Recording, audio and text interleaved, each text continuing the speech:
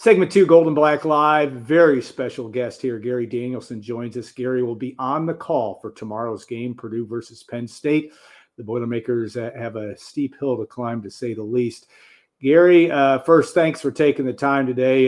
You're in the Lafayette area, a place you know well, having gone to school here, but and we'll be in Ross-Ade Stadium for the second time this year. Yeah, we went to took the crew to Arnie's last night. A great story. When I was recruited here, Mike Phipps was my host, and we went to Arnie's for our meal. And so, full circle back, 50 years later or so, I told the story last night, and we had a great spread. And I put the credit card down. I go, whatever you want. This is worth it. So great memories. I loved my time here, so it's fun to come back. Well, it's hard to beat the Arnie's Junior. The ambiance of Arnie's hard to beat. It hasn't changed all that much. No. And I know our sponsor, Triple X, you probably a place you visited many times. That's for sure. All right. We obviously Purdue has the steepest of hills to climb. Penn State has a lot to play for. Not that Purdue doesn't, because Purdue could certainly stand a shot in the arm. But as you prepare for this one, and you've had your online too, your preview of this game, but how do you see this one and the challenge for Purdue? Yeah, this is difficult. At the same time that I understand what the Purdue fans are going through. This is, I was here for their second game, and the campus was lit after that opener. It looked like Ryan had made the right decisions, and that this was what everybody expected, and that game was horrific for the Purdue fans. I had 3 of my teammates in town for the game. I met them afterwards. They all played with me: Chuck Peeves, Rick Sayers, John Means. Really good players, really successful people in life, like a lot of our Purdue grads are.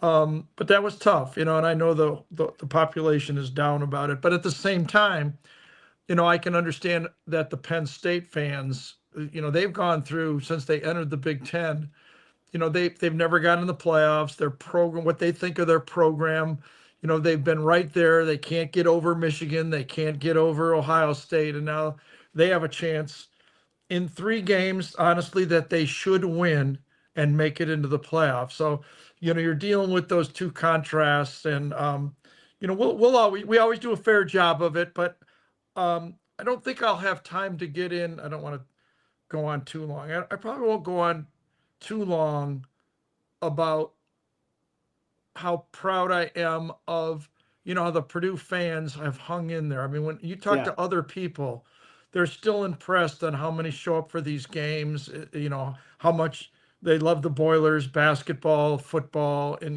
they ache for that, team. But I want to say this. Have they made all the right decisions? No. Have they made all the tackles? No. Have they caught all the passes? No. Has all the strategy been perfect? No. I said, but I turned on that Ohio State game. The one thing that the Purdue fans should be proud of is they were still battling their butts off the whole game, in that defensive line, Maccabee running the ball, Hudson Card sticking in there under ferocious pass offense. So they're all playing for their teammates and what they represent. Is it what they wanted? No, but the Purdue fans have the right to be frustrated with the product, but the players are still playing as well as they can. Should they play better? Should their angles be better for tackles? Yes. Should the alignments and the mental mistakes be better? All of that is true, but nobody's out there quitting on Purdue football. Yeah, that's something that's it's hard when you're getting boat race like the Boilermakers have. I mean, when those games have not been close. I can't imagine doing a game, a 66-7 game like the first time, and God forbid you have another one tomorrow. Right. But that part is. I'll just go back to that game. I'm sorry to get off track. Yeah. Dylan Thieneman is a really, really good player. He had a really, really tough game against Notre Dame, and what are you supposed to do? I mean, I know he's a good athlete. I know he's a good safety. Sometimes he's put in positions where he has too much space around him and he's not making those plays. And, there goes the highlight up, and you're showing a highlight of a really good football player missing open field tackles. So that's it. I'm not saying that's hard about my job, but I feel Yeah, for those players. I've yeah. been out there. I say this in all humility. I had my chance as a player.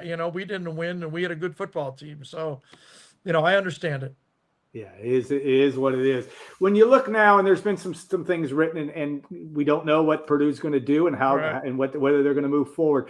It is an interesting environment now, just because of a lot of talk. Like there may not be a lot of head coaches that lose jobs. The whole house settlement plays into how much Right. money people Right. have. What do you see the landscape? There's been a lot more talk about, well, maybe more coordinators that'll be shuffling around this year after the season, not just at Purdue, but other places. But Yeah. how do you view the landscape? Yeah.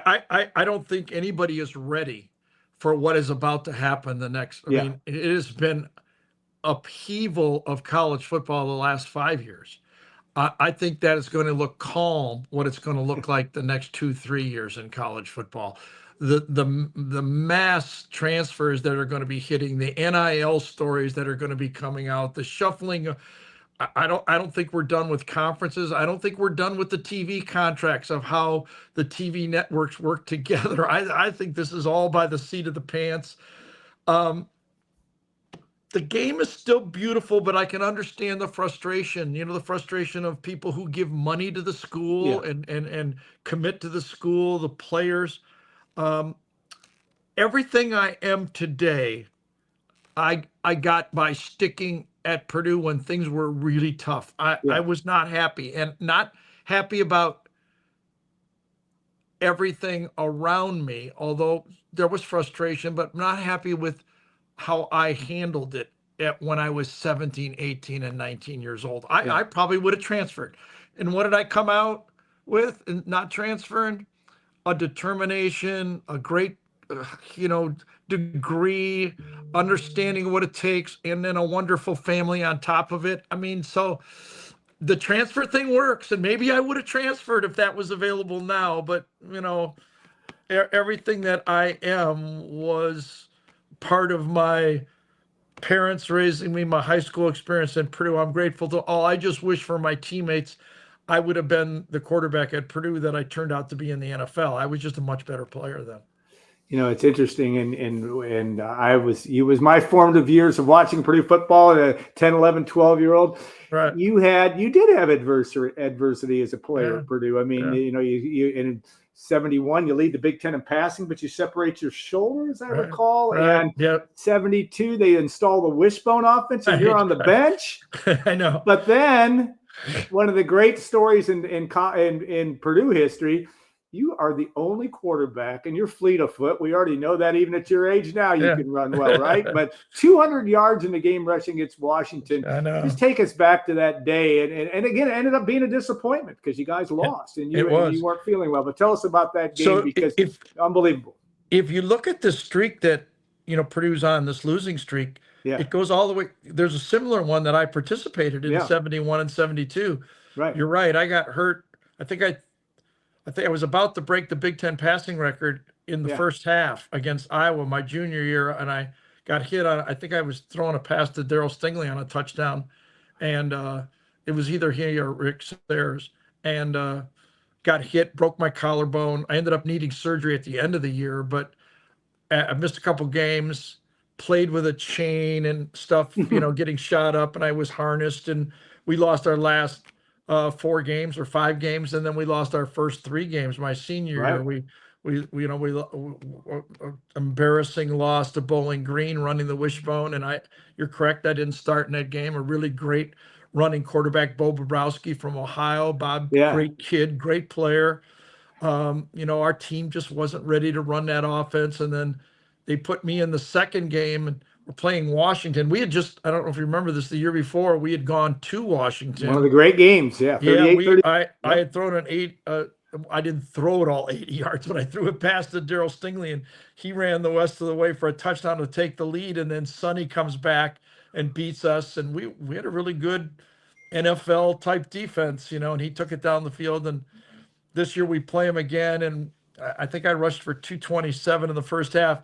And I don't blame them. We were running the wishbone, and if I was them, I would have covered Darryl Stingley and Otis Armstrong as well, and let me keep the ball. Well, there were enough creases. I was kidding Bob during the game because it was going on. I go, Bob, you'd be at 350 right now if you were playing in this game, So, and then we ended up. I wasn't feeling well that day, and they took me out, and I was like, getting an IV at halftime and stuff, and then I wanted to go back in, but by the time I got back in the game, it had completely turned. So then we turned it around though. We had a really good team, but it was not the greatest memories, and it was a frustrating. I feel really bad for my teammates. We had a really good team, and if I had the same determination and that I learned to have after my career, we would have been a lot better. Like we say, and those of us that follow it, the greatest recruiting class in Purdue history, you were a member of. I mean, there's no doubt. There were 3 NFL first-round guys in Stingley. Otis Armstrong's the celebration or the anniversary of his birth today, believe it or not. Is that right? Wow. And of course, Dave Butts, and a number of other guys, and an undrafted guy in Gary Danielson that played Greg Bingham. Greg Bingham, right? Chuck Noll actually talked about Greg Bingham as the best middle linebacker that the Steelers ever faced. Yeah, and Greg, it was a warrior.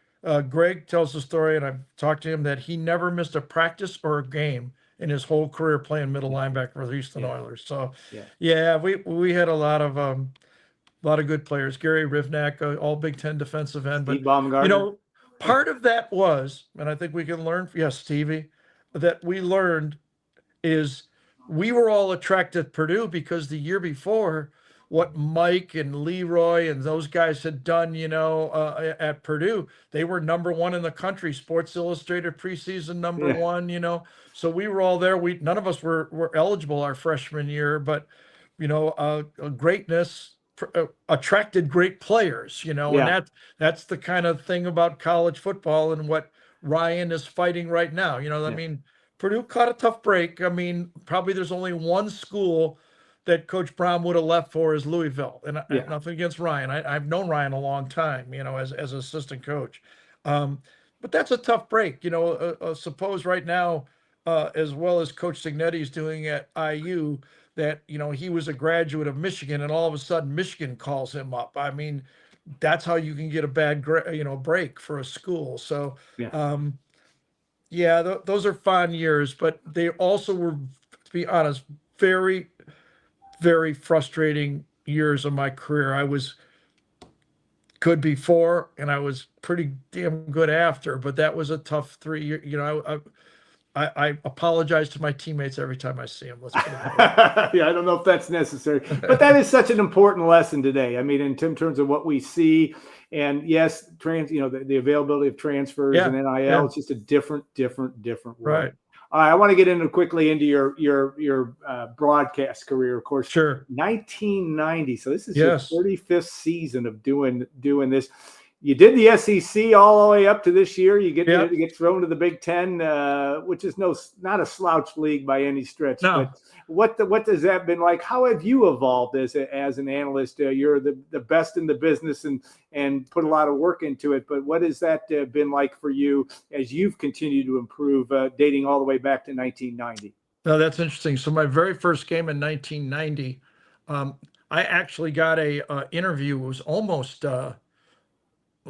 end of July, almost August, and I heard there was an opening at ESPN for a sideline reporter. Yeah. And I went in there and interviewed, and they ended up giving me the number 1 job like a month later. And my very first game was Miami number 1 at BYU, and Ty Detmer was the quarterback. Yeah. He ended up having a great game, and he ended up winning the Heisman. So, from my very first game, prime time, I was the lead analyst for ESPN. Then Brad and Nessler and I got together for a number of years doing the Big Ten games. When they started the new Big Ten game, Brad and I were doing it. That's when Barry Alvarez was rolling out at Wisconsin. Joe Tiller was here. I mean, George Perlis was at Michigan State. Joe Pa was at Penn State. I mean, it was quite the league. Northwestern was doing it with Gary Barnett, going to the Rose Bowl. Hayden Fry, who almost, I don't know if you know this, almost became the Purdue head coach. Yeah. My father-in-law, George King, interviewed him for that job and really was intrigued to hire him. And that would have been a good hire. So it was Brad and I did a number of noon games, and we did that together. And then Brent Musburger and I teamed up at ABC for 7 years doing the stuff at Ohio State with Coach Tressel, and Lloyd Carr at Michigan. So doing a lot of Michigan, Ohio State games and Drew Brees games. We did that Holy Buckeye. You got the greatest call ever, the Holy Toledo, right? Well, and then the great game by Drew when he threw the interception late in that game, his senior year, throws an interception, comes back and redeems himself and puts Purdue into the Rose Bowl. I'll never forget that with a 75-yard touchdown pass. Yeah. And then I had an opportunity to go to the SEC, and I really thought the SEC was going to explode. I made this crazy prediction when I went there. Remember, the SEC had just been left out with an undefeated team in 2004, and they were really pissed, about their they felt like ABC and Keith Jackson and ESPN had been slanted too much to the Big Ten, and so now I had an opportunity to go with Vern Lundquist to the SEC, and I predicted that in the next 10 years they would win 3 national championships. I went into that league and they won 8 national championships in a row, so that was a tiger by the tail in that league. It is intense. The broadcasts are intense. The criticism for everybody, coaches, players, offensive coordinators, announcers, is intense, and I loved every minute of it. It really, I don't think I ever was accepted as one of theirs, but that was fine. I wasn't, I was calling it balls and strikes, but I did learn a lot. I learned a lot about, again, believing in myself, and that was kind of my trademark of my career as a football player and a broadcaster. But I've done over 520 live games. I'll bet 100 of them have been Nick Saban games as a head coach at Michigan State, at LSU, and at Alabama, because they were our picks, most of the time. And those are intense broadcasts, So what did I learn the most? I think just basically trust my instincts as not being a star. I saw football from a different perspective. I was always most of the time in the NFL, the other quarterback. Yeah. I told this in jest. You have to be a good leader when you're not a star. And I remember we were playing, I played against the Fran Tarkingtons and the Roger Staubucks and, all the name guys, and we were playing the Chargers, and Dan Fouts had them going, with Jefferson and, all the high flying teams. And Dan was a really good quarterback. And so we're playing them, and our guys, it's like Thursday or Friday, and they were goofing off. And I go, guys, we got to get it together. I said, you guys got to play your best game, because here's the facts. They have Dan Fouts and we don't. You guys gotta pick up your game here, So we won our share. Let's put it that way. It's funny, and I don't think you've maybe have never had this comparison. You remind me a little bit of Matt Painter. And just because you're self-deprecating enough, extremely knowledgeable, have a great way to analyze things. It's one of your Matt's a great guy. Met him many times. You're right. Call it like it is. I mean, you don't mince words. You're not afraid to do that, and stand in the pocket, so to speak, and say what you want to do. Now, are you going to get a chance to go to Mackey tonight for Purdue, Alabama? Or some of my, I think most people know my father-in-law was George King, and passed away. I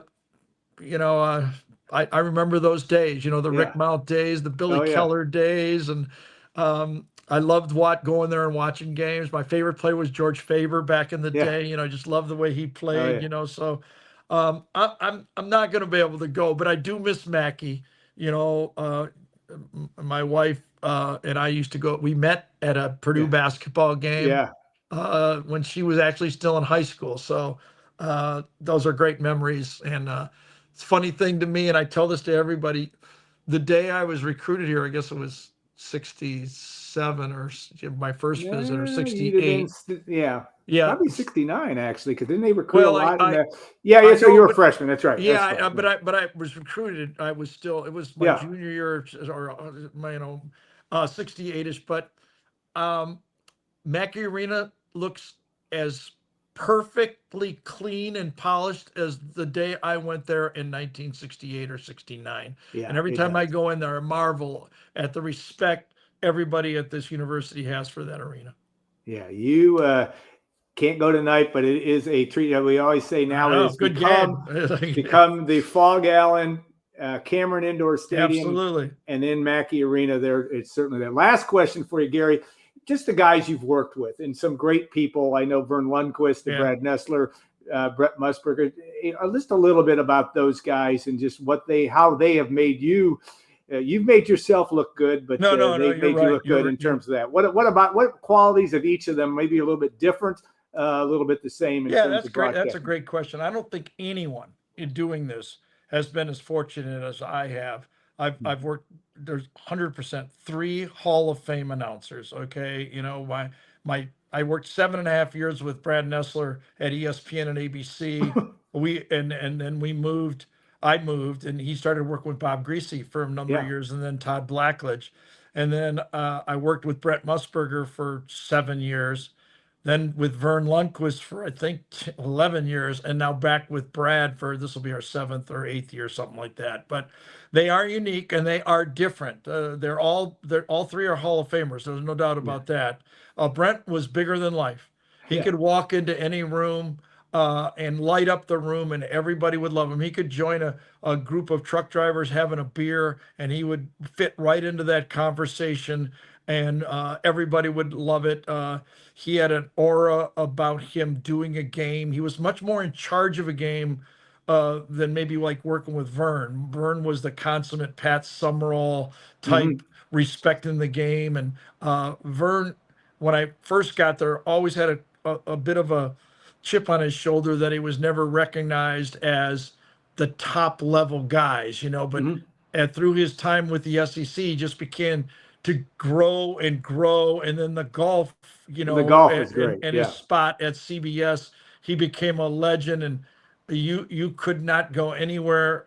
He wasn't from that area, and he didn't love the fact that he was given that job in the SEC. That at that time, it was Yeah. like being put out to pasture, going from the NFL to the SEC. But he became beloved by them. He became, their face of their conference, and I think it was really good. We worked together. Vern had the storytelling part of his job, and then I had a more sharpness to mine. So there was great contrast in our broadcast, I felt, and that I think the way we were so different is the way it helped making a really good listen. And then Brad probably is the best football mind of the 3 that I've worked with. He didn't play football at a high level, but he understands the game very well. I feel like when we're doing the game, I always encourage Brad to, let's talk football like we're equals here, coming from different angles of looking at the game. I think our call is more collaborative when we call a game. So he's very, very bright, an unbelievable memory for names and incidents and plays that have happened years ago, and has great connections with the coaches. The coaches and Brad get along great. I somewhat try to keep my distance. I have to criticize them, and I'm not Yeah. comfortable being Yeah. friends and drinking with them. And I don't drink, but coming to their house for food and then criticize them, it feels bad. But Brad is very good at measuring those. But I don't think anybody has been able to work with 3 at such high stature guys as I have. Yeah, no doubt. All right. Well, this is it's the epitome of a good life, and you've had a great one in so many different ways and touched a lot of people. Thank And you. we'll look forward to. I hope Saturday's at least competitive. You got something to talk about in the second half with, as opposed to the weather. We'll see how that goes, but we appreciate your time so much. Yeah, thank you. Enjoy the rest of Lafayette while you're here.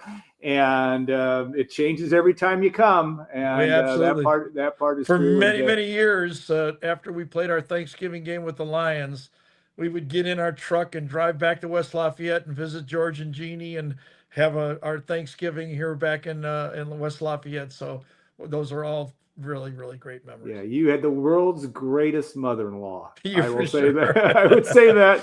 Anybody that knew Jeannie King would say that she put up with some stuff and some great family, but certainly Jeannie King at the top of the list, and of course your bride Christy as well. So, Yeah, Gary, thank you very much. I appreciate. I was gonna say you can say something good about Christy here.